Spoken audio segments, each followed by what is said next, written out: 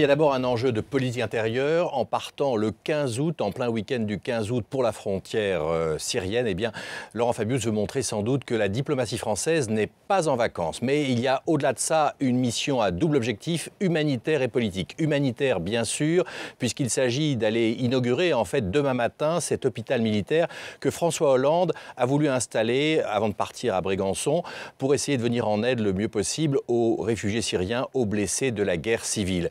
Il sera demain donc dans cet hôpital et ensuite il rendra visite au roi Abdallah de Jordanie.